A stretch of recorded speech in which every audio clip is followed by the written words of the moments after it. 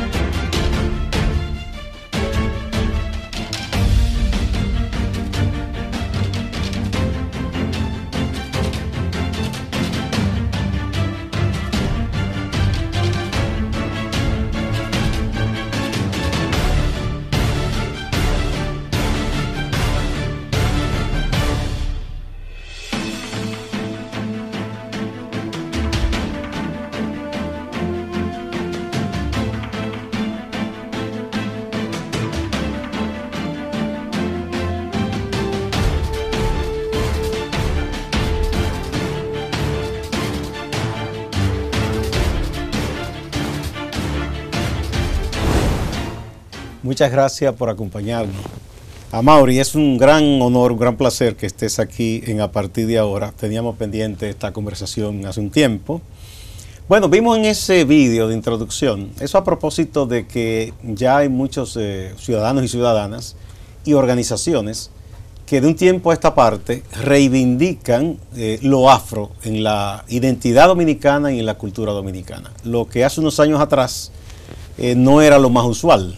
Yo siempre pongo de ejemplo que en el Centro León, y me parece muy bien cómo se concibió para provocar una reflexión, hay uno de los salones en que te presentan la parte de la africanía en la identidad dominicana. Pero tú entras y no lo ves a simple vista, tienes que observar como por unos resquicios.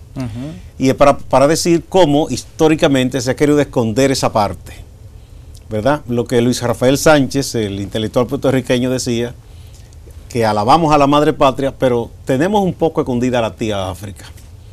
¿Qué tanto ha influido y es parte de nuestra identidad e idiosincrasia como pueblo, eso que se puede denominar para algunos negritud o africanía?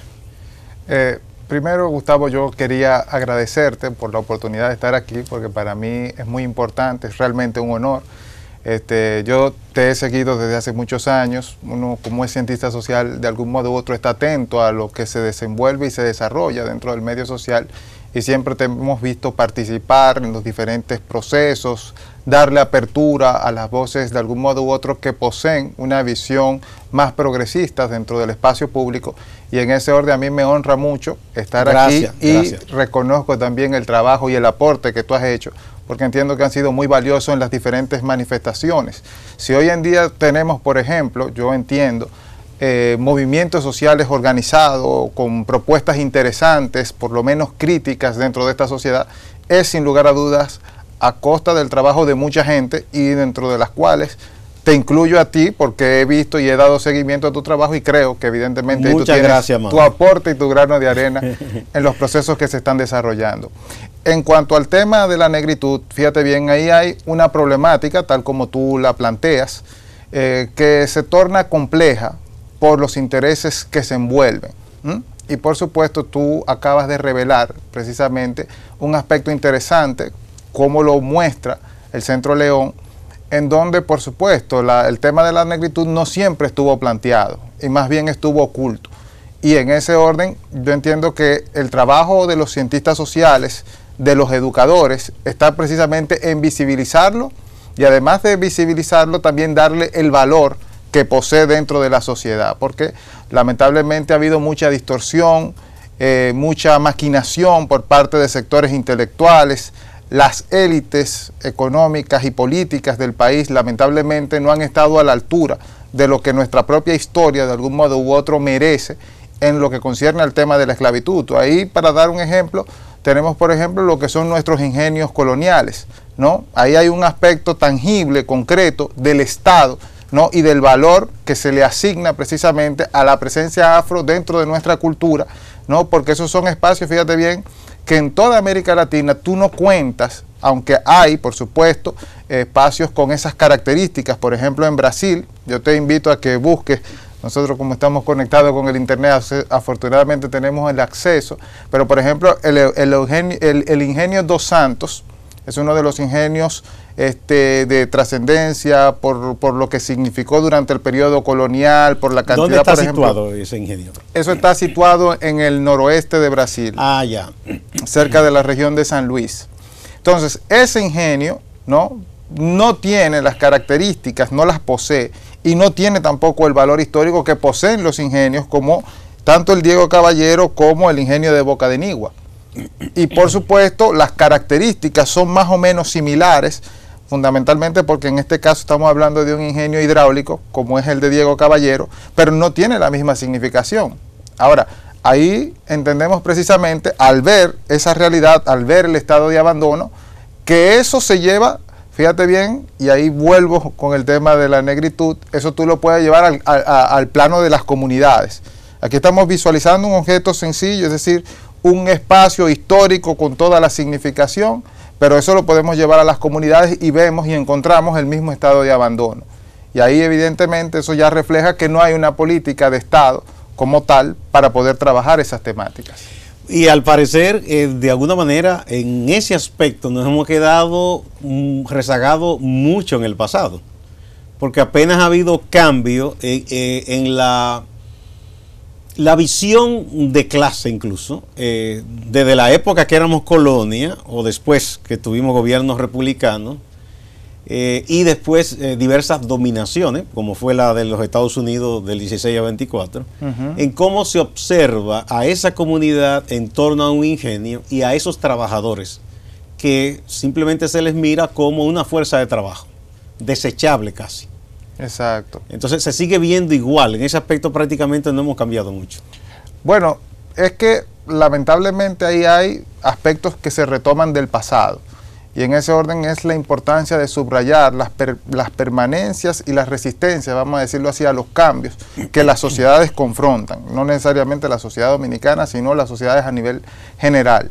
En ese orden hay estructuras, ¿no?, que lamentablemente imposibilitan que esos cambios se desarrollen y que llegue de algún modo u otro el pensamiento crítico a esos sectores que podrían provocar o producir esos cambios. Por eso es que hay hechos que son tan relevantes y trascendentes, porque precisamente marcan una ruptura.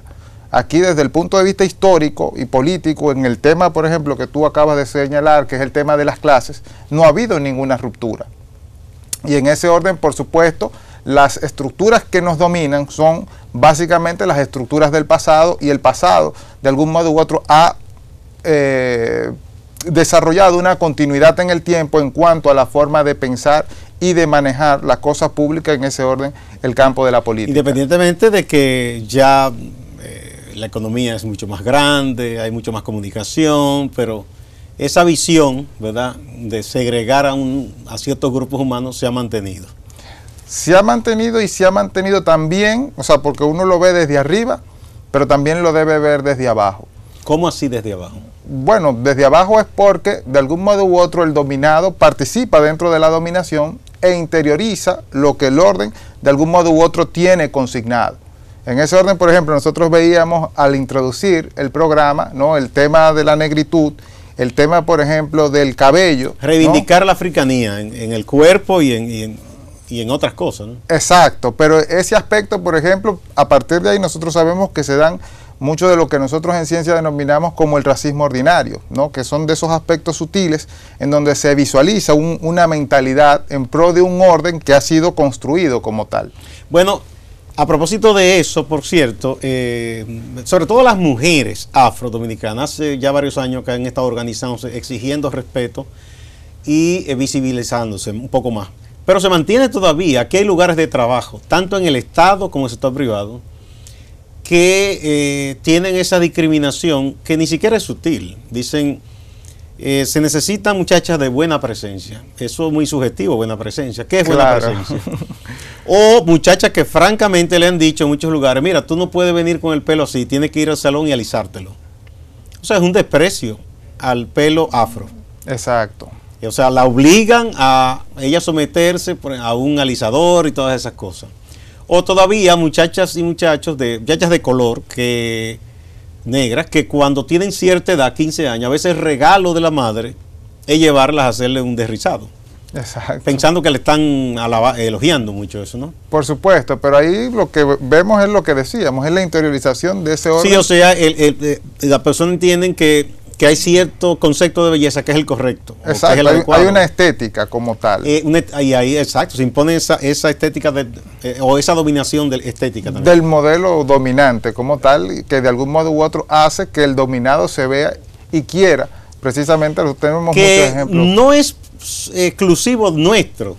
No, hay unos ensayos que tiene Octavio Paz sobre México muy interesantes, donde él desarrolla el asunto de cómo el aborigen, y que todavía persiste en México, hay pueblos aborígenes que apenas han cambiado, ven como con cierta admiración y quisieran ser el cholo, que ya es un intermedio.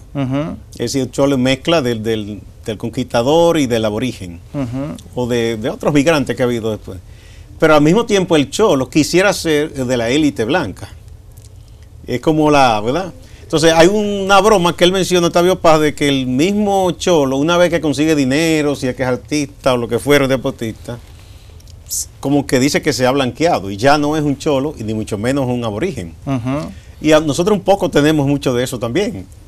No un poco, tenemos bastante. Mucho. Nosotros no nos hemos percatado precisamente de las dimensiones en donde nosotros de algún modo u otro hemos asumido esa dominación en los diferentes, porque como usted decía, es muy sutil en algunos casos, pero en otros es muy evidente, casi es muy flagrante. En algunos casos. Exacto.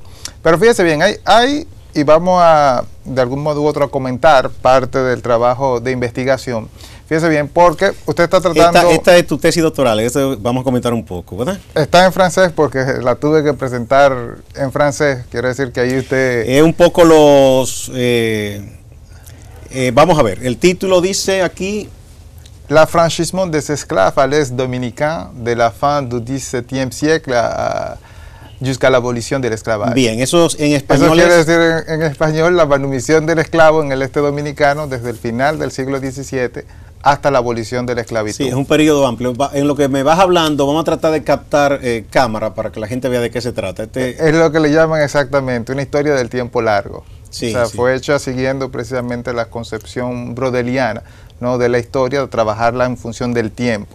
Y en ese orden lo fundamental para nosotros es precisamente las estructuras económicas y sociales de la población, es decir, la vida, tanto en el ámbito cultural, cómo se desarrollaba. No es como, por ejemplo, normalmente las historias políticas trabajan en el tiempo corto y cuando se trabaja en el campo de la economía es más del tiempo medio, ¿no?, porque son las coyunturas las que inciden. Pero en este caso es precisamente un estudio de esas mentalidades que habían, de cómo se fue transformando y por supuesto aquí nos vamos al tiempo largo, por eso tiene esa periodización. Pero ¿Le iba a decir entonces? Le iba a decir precisamente, fíjese bien, que en la última parte, la cuarta parte que trabaja precisamente la vida de los libertos, ahí usted tiene un caso sumamente interesante de 25 expedientes jurídicos sobre un esclavo que se llamaba Cristóbal Sánchez y que le muestra precisamente, o sea, de forma muy...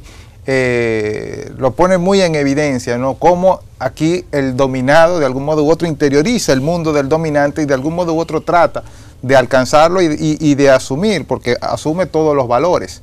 Y en ese orden, ese esclavo, por ejemplo, comienza precisamente siendo un esclavo, aparece en el primer documento en 1804, siendo acusado por su amo, era un esclavo de Sánchez, ¿no?, de nombre Cristóbal, así aparece él dentro de su registro jurídico, pero es interesante porque él logra, por algunas vías, obtener la manumisión, que es precisamente el tema central de la tesis, por eso hay una conexión, pero también hay una continuidad. Entonces, él como esclavo manumitido, es decir, que obtuvo la libertad por la vía jurídica que el sistema de la esclavitud le ofrecía, porque había formas para poder obtener la libertad, él la obtuvo, y lo interesante es que vemos después de ahí más de 5 o 6 expedientes donde él compra esclavos, compra y vende esclavos.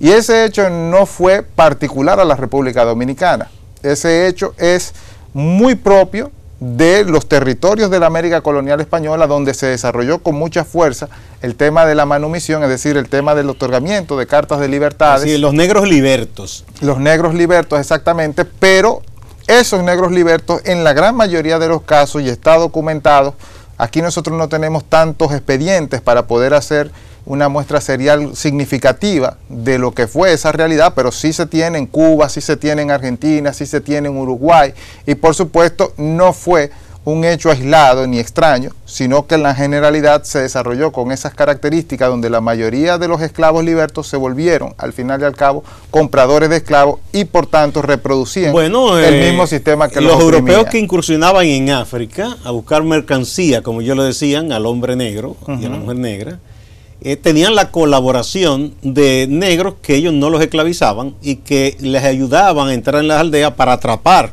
a los potenciales esclavos. Esa es la historia realmente. Y lo que pasó también, que es una historia que está narrada en muchos documentales y libros de negros que le daban supuesta libertad relativa, en el caso de Estados Unidos, para que se convirtieran en soldados para entonces matar a los indígenas. Eso es a así. los aborígenes americanos, que por cierto está la canción esta famosa de Soldado Búfalo del célebre Bob Marley. De Bob Marley, exactamente, y hay películas sobre eso. Así exacto. Que la reflexión que hicieron mucho después, oye, ¿qué hicimos? Nosotros éramos esclavos y nos prestamos, siendo oprimidos, a matar a gente oprimida como nosotros. O sea, pero eso es porque lo que tú dices, se asume, se interioriza el orden, ¿no? El orden que te impone el verdugo, ¿no? El dominante en este caso, exactamente. O los amos, que es precisamente la dualidad que se da con relación a los esclavos. Entonces, ¿eso cómo influye en la formación de la identidad nacional?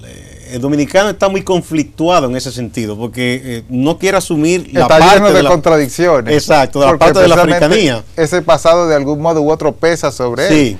Entonces, es evidente, fíjese bien, que el tener de algún modo u otro ese vínculo con ese pasado te dota de una mancha dentro de esa concepción del mundo, y lamentablemente esa mancha es algo que tú tratas como si fuera un sucio de una camisa de borrar, ¿no? Como si fuera algo que realmente te pesa, porque eso te hace referencia a la servidumbre. La esclavitud está muy vinculado a ese concepto. Entonces, fíjese bien, yo entiendo que en la identidad del dominicano, ese pasado de algún modo u otro ha persistido precisamente porque la sociedad dominicana visualiza ese pasado como algo realmente denigrante, porque es parte de una opresión que se vivió y que de algún modo u otro tiene mucha fuerza dentro de la sociedad. Bien. Y es curioso, ¿no? Todo esto, porque ahora que hay esa ola en el mundo, y ningún país aislado, ¿no? Por más cerrado que en algunos casos hay países, no pueden estar aislados. Hay una ola ahora de esas ideas, de las ideas más negativas, podríamos decir, más excluyentes, de gente que ahora no quiere ver migrantes, mira la migración como si fuera un delito, un crimen.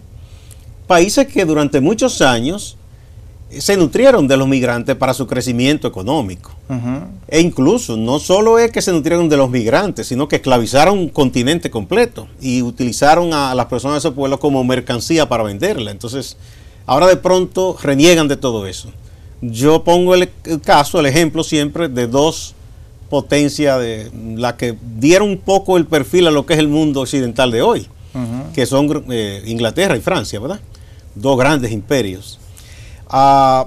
Porque esos países se fueron al África y se la dividieron, Medio Oriente.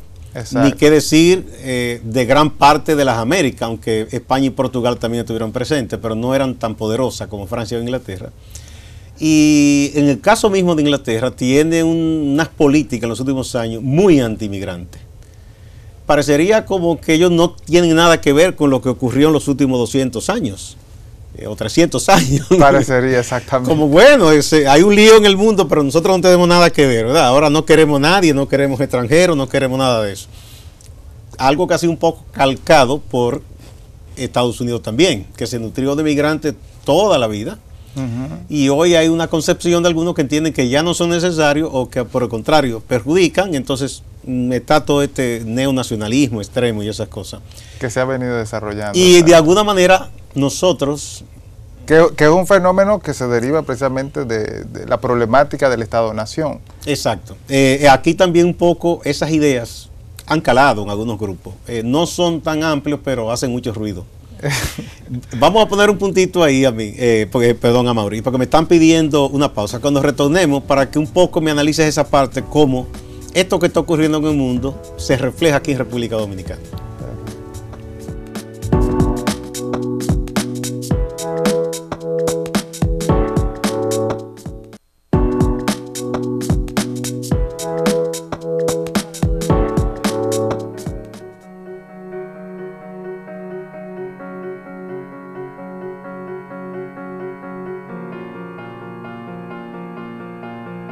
Más de una vez. Pila, comenzando por mi mamá. Bares, discotecas, me ha pasado que yo sé que estoy en un grupo, quiero entrar junto con ellos y hay una fiesta privada. Para mí hay una fiesta privada, pero para los demás está todo bien. Y tú ya sabes que tú lo sientes, tú dices ya, eso es de eso, es por el cabello. Los otros días me dice de que levántate, cámbiate, peínate, pero así, o sea, con énfasis en peínate, que te voy a regalar algo, vamos, nos encontramos en tal tienda. Y yo, excelente, me peiné, señora, me hice una cola. Lo admito. No, he tenido mucho. Bueno, ahí estamos viendo otra parte de ese trabajo tan interesante que han hecho esas muchachas sobre la africanía, el pelo afro y todas esas cosas. Y la respuesta es una cosa extraña. Como nosotros, un pueblo de negros y mulatos, o sea, como que vemos eso como si fuera algo contagioso, una enfermedad, que alguien use el pelo natural, es algo extraño.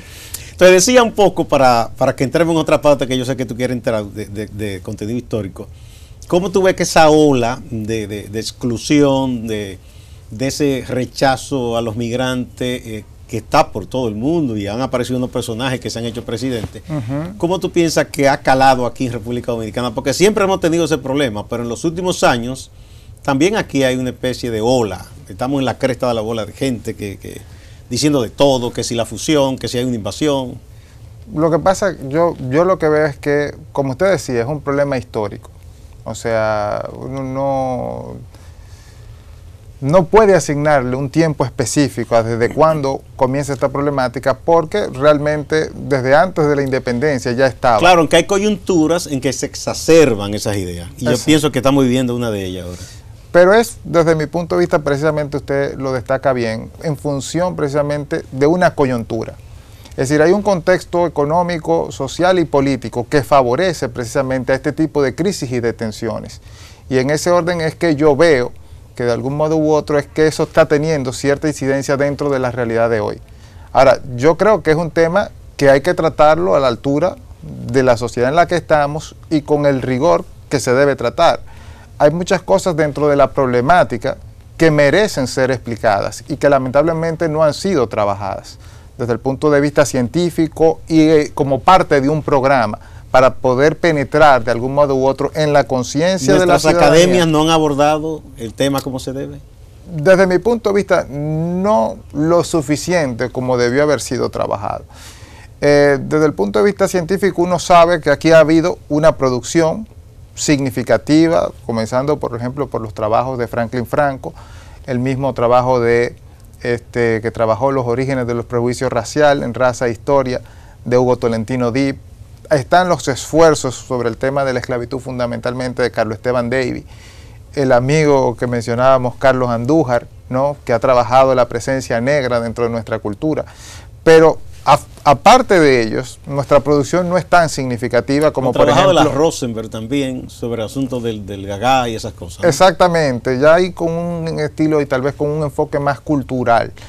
Pero desde el punto de vista crítico, dentro de las problemáticas que se están dando y que uno de algún modo u otro observa, por supuesto que ha habido ciertas reticencias, cierto temor, porque es un tema polémico.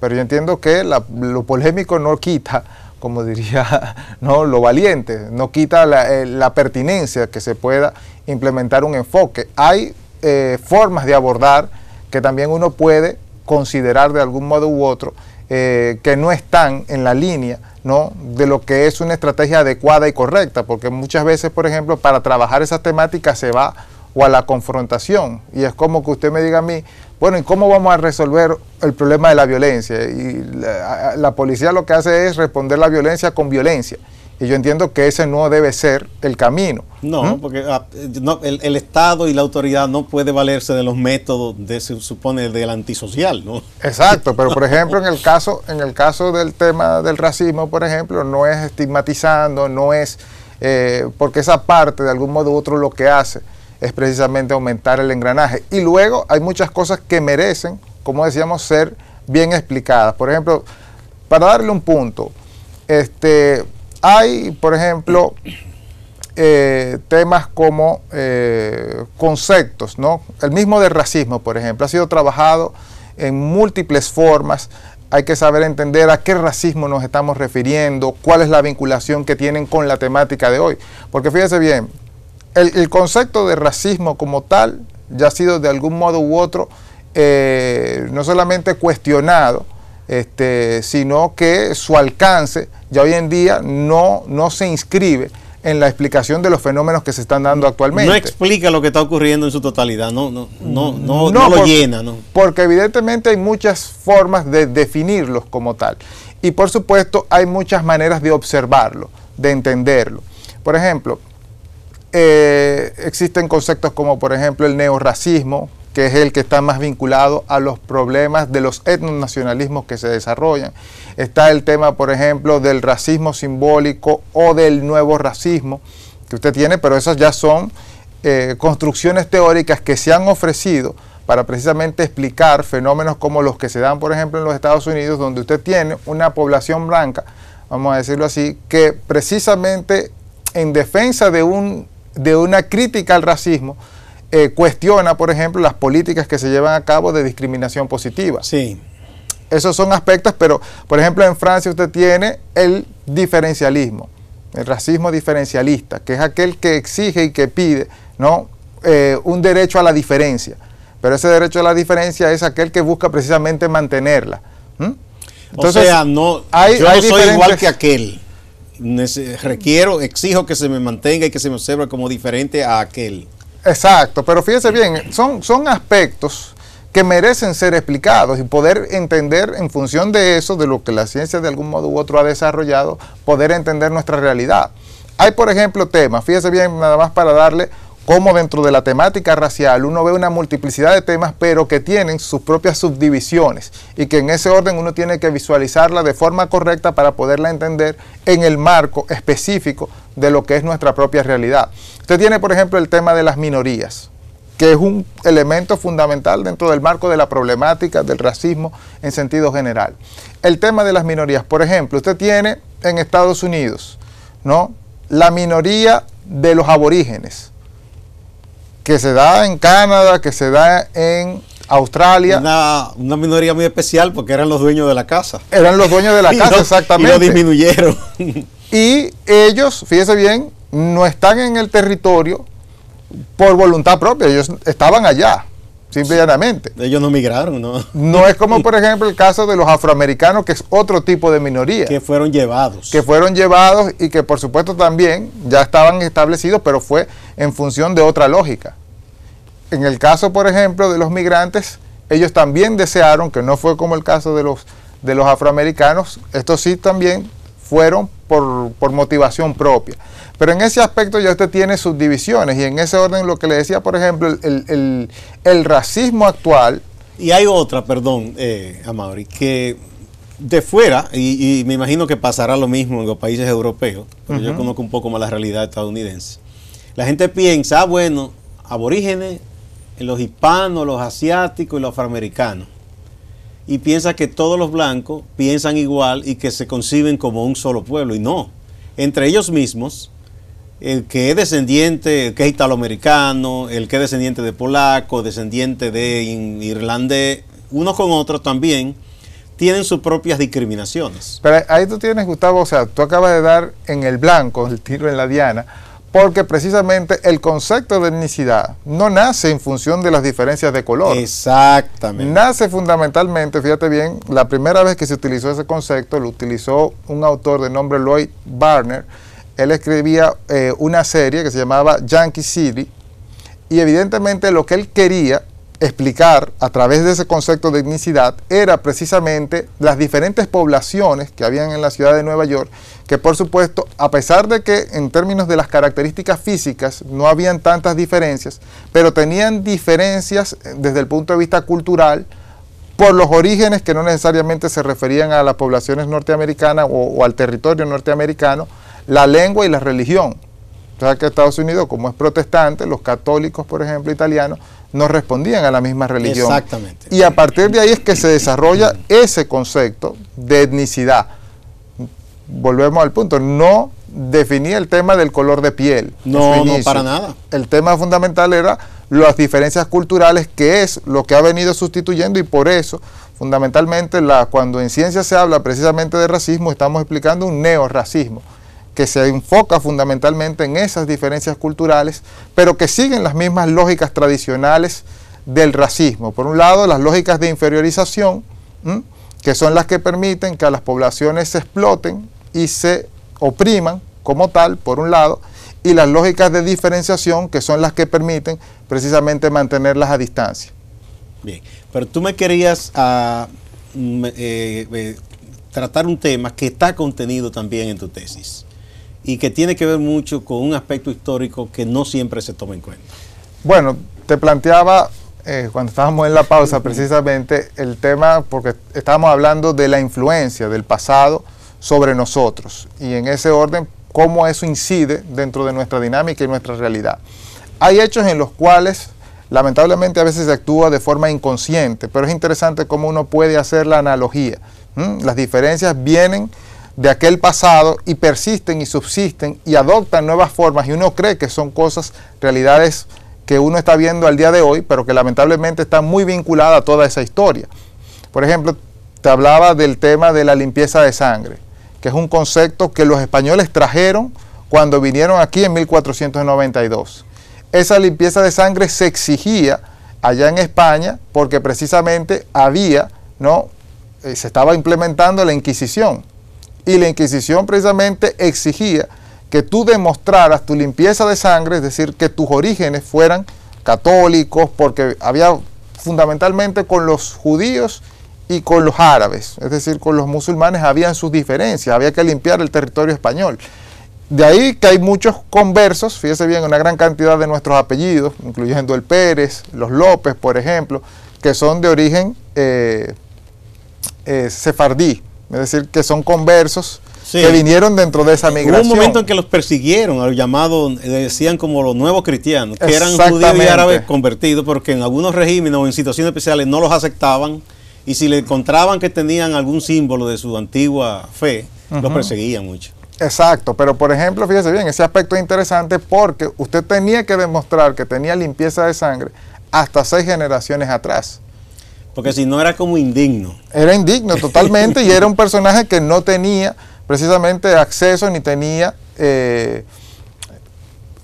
espacio, vamos a decirlo así, porque ya tenía esa mancha que de algún modo u otro incidía en su condición y incidía como causa fundamental en su destino como persona. Entonces tú dices que cuando ya vinieron aquí los conquistadores españoles, ya todo eso se había dado, estaba en España.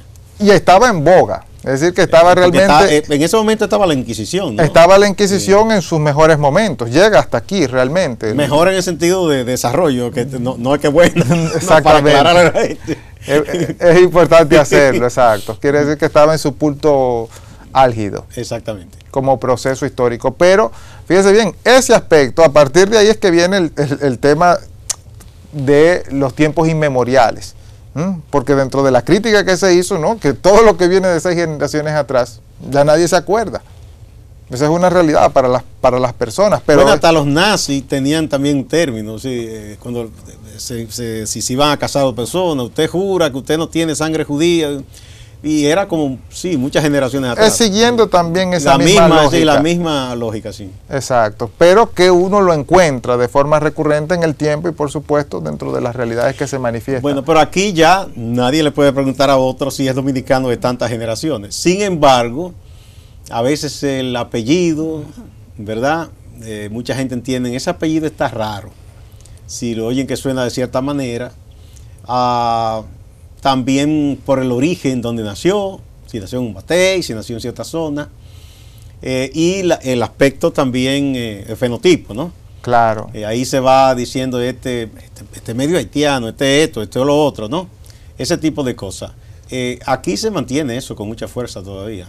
Pero fíjese bien, es que no es un fenómeno y esa es la parte importante. No es nuevo. No solamente no es nuevo, sino que no se da aquí solamente. No. Y se da, por ejemplo, en sociedades donde ese tipo de racismo no deberían darse ni producirse. Por ejemplo, tenemos una gran investigación llevada a cabo por uno de los sociólogos de más renombre y prestigio de los sociólogos contemporáneos. Fue el famoso Norbert Elias, ¿no? Que desarrolló un libro interesante y un trabajo etnográfico muy importante que se llama The Outsiders, The Established and the Outsiders, ¿no? Los de afuera y los de adentro, los establecidos. Y él, por ejemplo, en esa investigación que la hizo en Inglaterra, demuestra precisamente cómo personas de una misma ciudad, con los mismos orígenes de algún modo u otro, con la misma dinámica dentro de los espacios laborales, o sea que no eran personas que estaban distantes, pero en función precisamente de las diferencias que se crean, está lo que él explica y describe como el racismo sin raza. Y eso él lo interesante, racismo sin raza. Exactamente, pero fíjese bien, es una investigación que él hace en el año 55. Hay que tener en cuenta que, por ejemplo, una actitud crítica frente al concepto de racismo comienza a desarrollarse fundamentalmente a finales de los años 50. Es decir, que no era como una problemática necesariamente, uno no lo ve, o por lo menos no lo sitúa dentro de un contexto porque el racismo estaba interiorizado y era como se veía el orden natural o normal del mundo en aquella época. Por supuesto, ya comenzaban a haber voces contestatarias y críticas, pero no estaba necesariamente, es algo más reciente donde se ha ido transformando. Por ejemplo, las declaraciones de la UNESCO salen después del año 66, 67 más o menos. Todos los convenios, que los estados son signatarios de luchar contra la discriminación, hay un día contra la discriminación. Exacto, ya eso es más posterior. Exacto. Pero ese fenómeno se va dando dentro de esa sociedad y lo que demuestra precisamente Elías es que es precisamente la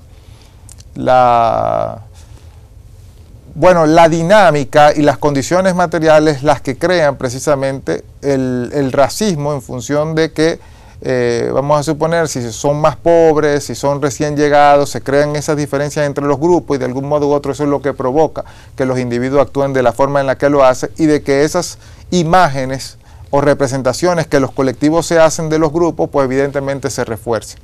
Eso se da incluso, qué interesante que tú plantees eso, porque a mí me decía un amigo cubano que vivía en New Jersey, que por ejemplo a él no le gustaba el área de la Florida, en donde hay la mayor cantidad de cubanos, y tiene familia y todo, pero decía que no le gustaba por algo, porque los que ya tenían mucho tiempo establecidos en Estados Unidos, y se habían un poco acomodado, a muchos les había ido bien económicamente, miraban con recelo a las nuevas olas de migrantes cubanos. Como que no los ayudaba, no se sentían bien con ellos. De hecho, se avergonzaban de algunas cosas. Y lo mismo pasa con los dominicanos. y con otros grupos que tienen una diáspora, por ejemplo, que de pronto viene un grupo que ha migrado recientemente o no tiene quizás su mismo nivel, porque en un momento migró gente que era profesional, o es gente que comienza a aprender lo que es ese sistema de pronto y bueno, irrumpe donde no debe irrumpir, hace cosas que no debe hacer.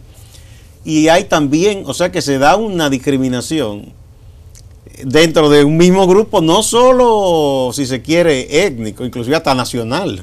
Pero es que, Gustavo, fíjate bien, ahí tú estás tocando los temas fundamentales que desarrolla la temática del racismo en sentido general. Porque fíjate bien, el tema, por ejemplo, de los grupos etnonacionales, tú lo tienes aquí con el caso, por ejemplo, de los grupos nacionalistas, porque al final esa es una ideología que de algún modo u otro desemboca, lamentablemente, en acciones de carácter racista como tal. Pero te puedo poner de ejemplo que no tiene necesariamente una connotación negativa, pero sigue siendo un fenómeno de los que trabajan y estudian las ciencias sociales y que está vinculado directamente dentro del racismo. El tema, por ejemplo, de los etnonacionalismos, en los casos, por ejemplo, como en Estados Unidos, que tú tienes a una población dominicana significativa que elige sus representantes en función de su condición de origen y que se reivindica como tal y que se siente orgulloso además de llevarlo arriba.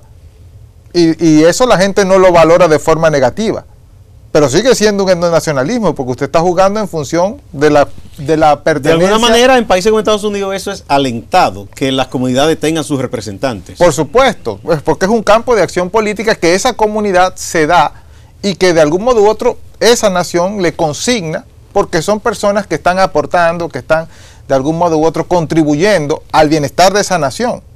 Y yo imagino además que el establishment se siente tranquilo porque si hay cualquier problema debe contar con esos interlocutores dentro del sistema. Son sus propios representantes. Exacto, porque si no lo tuviera, entonces quizá podría en un momento dado hasta generar las fricciones. Eso, interesante. Y los conflictos. Vamos de nuevo a una pausa y continuamos con el tema que está fascinante.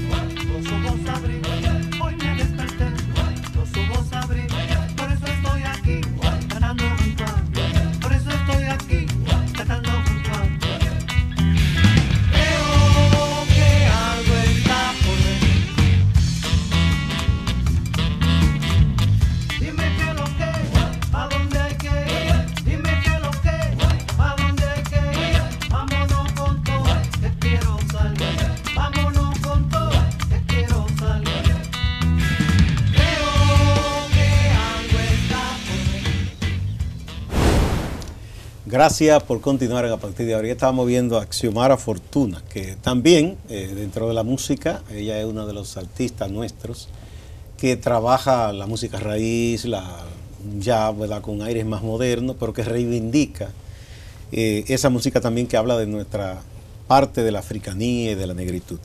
Conversamos con Amaury Pérez Vargas, doctor en historia y doctor en economía, aunque le falta un poquito. Todavía. Le falta concluir la tesis.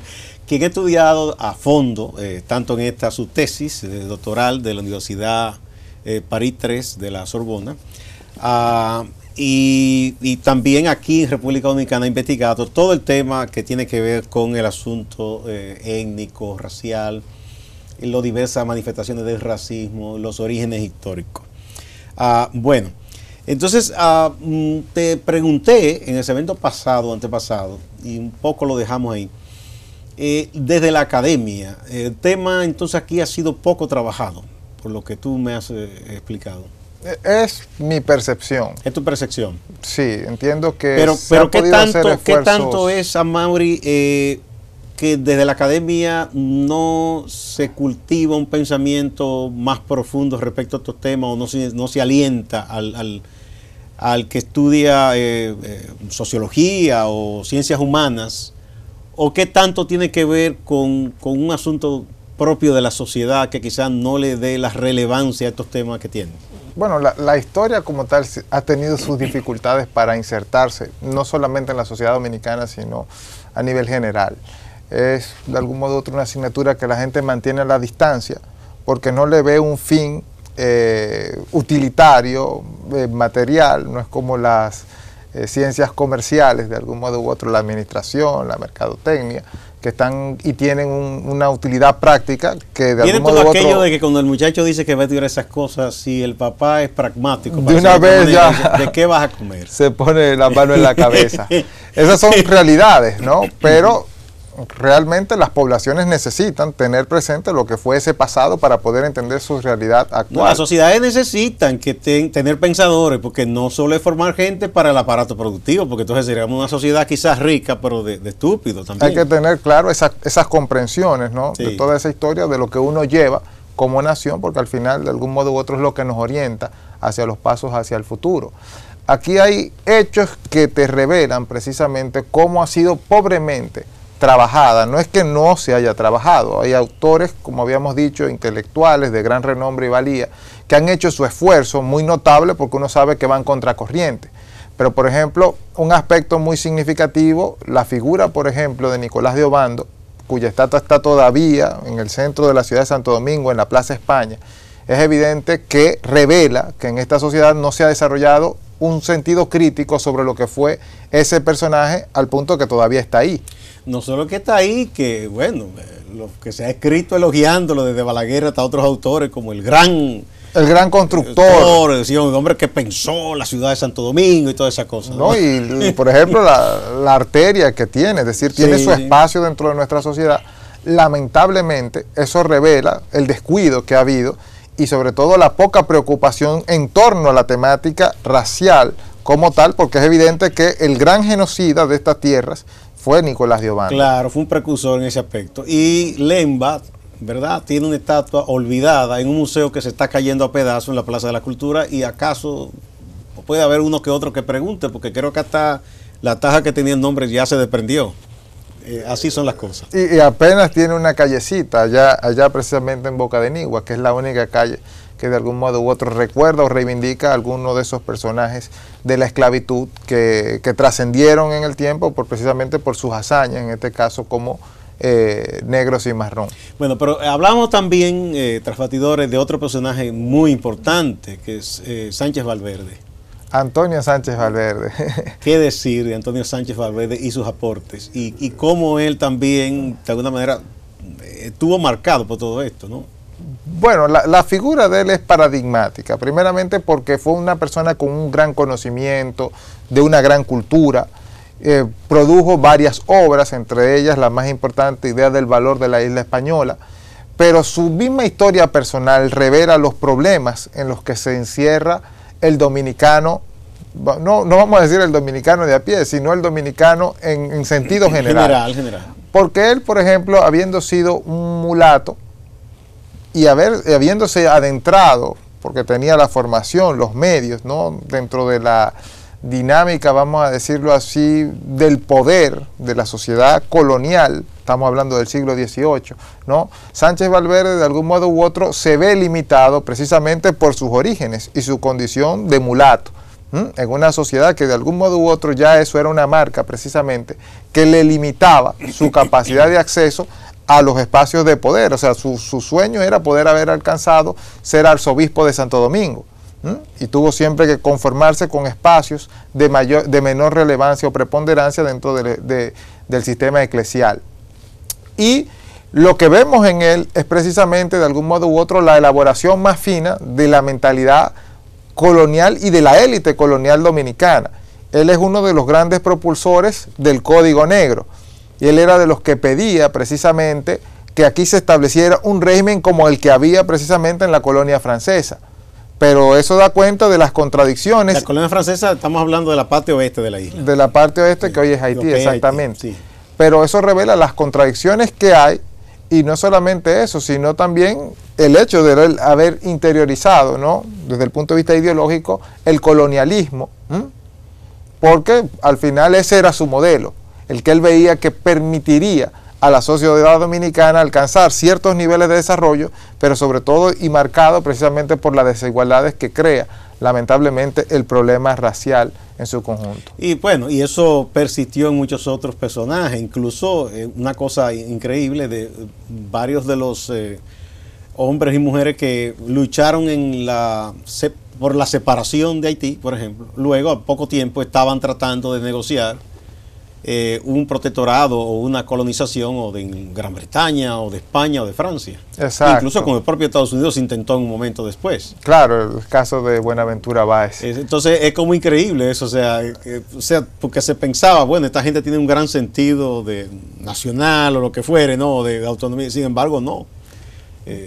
Es un tema como a estudiar también en profundidad interesante, de cómo, por un lado, se tenía ese apego, ¿no?, a lo que ya se sentía como dominicanidad, y por el otro, entonces se quería tratar de contar o adherirse a una potencia y que nos convertiría en colonia nuevamente, ¿no? Claro, pero ahí hay que entender precisamente como temática, por ejemplo, o problemática, los que han sido la lucha de los pueblos desde el punto de vista conceptual, ¿no?, de los separatismos que se han dado, que se basan fundamentalmente en las diferencias culturales de las poblaciones. En este caso, por supuesto, ya ahí hay figuras dentro del poder que, por supuesto, no necesariamente representan ni se identifican con lo que nosotros denominamos pueblo, ¿no?, que es yéndonos a lo que es más de adentro, que comparte la mayor cantidad de personas dentro de la población y que, por supuesto, de algún modo u otro esos sectores nunca han estado ni se han visto vinculados. Es decir, que por lo regular se mantienen distantes. Eso se da todavía hoy, yo entiendo muy evidente. Que uno lo observa. Hablan en nombre del pueblo. Exacto, pero no necesariamente conviven, ni forman parte, ni conocen realmente las problemáticas que envuelve a la mayoría de la población, en este caso del país. Entonces, Amaury, ¿cuándo tendremos este libro traducido al español y publicado para que podamos leerlo y disfrutar de esos aportes que tú haces? Afortunadamente, la persona que se va a encargar de hacer, o las personas, porque son dos intelectuales de mucho peso y de mucho prestigio en Cuba, Aisnara Pereira Díaz y María de los Ángeles Meriño Fuentes.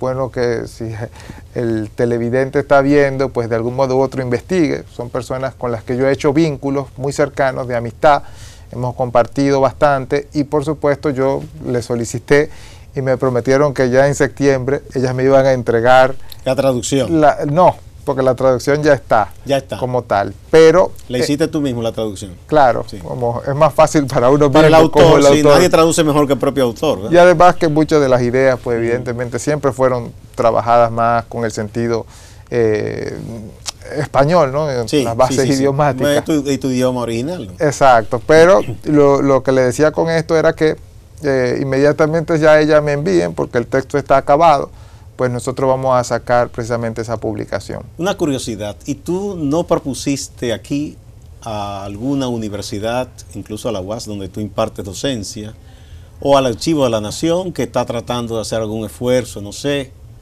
o el Ministerio de Cultura? ¿Estas cosas no les interesan?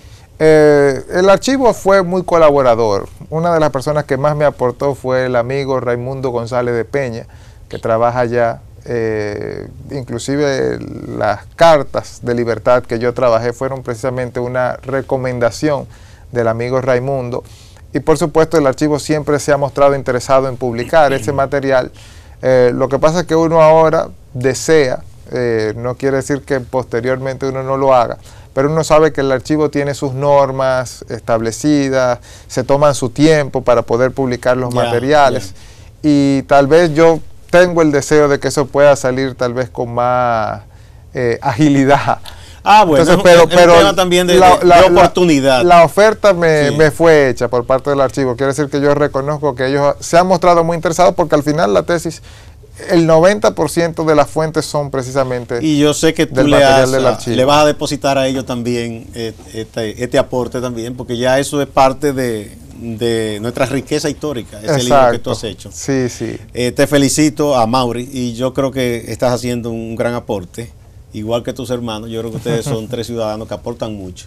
Y qué bueno que haya jóvenes que se empeñen en el estudio de las humanidades, de las ciencias sociales, sobre todo de la historia, ¿verdad? Y que traten estos temas que son muy relevantes. No se suelen ver así, porque hay gente que entiende que lo único importante es tratar de producir en el aspecto económico, pero sin la producción cultural, espiritual de un pueblo, ese pueblo va muriendo. Eso es así. Y por eso es tan importante. Muchísimas gracias y te comprometo a que cuando tenga lista la otra obra, vuelva para que hablemos de ella y expliquemos de cuál es el contenido. Muchas gracias al doctor Amaury Pérez Vargas, doctor en Historia de la Universidad de la Sorbona en Francia, y donde ya tiene a punto de terminar un doctorado en Economía, y aquí profesor de Historia y Sociología en la Universidad Autónoma de Santo Domingo. Amigas, amigos, no se vayan ustedes, que hay más en Acento TV.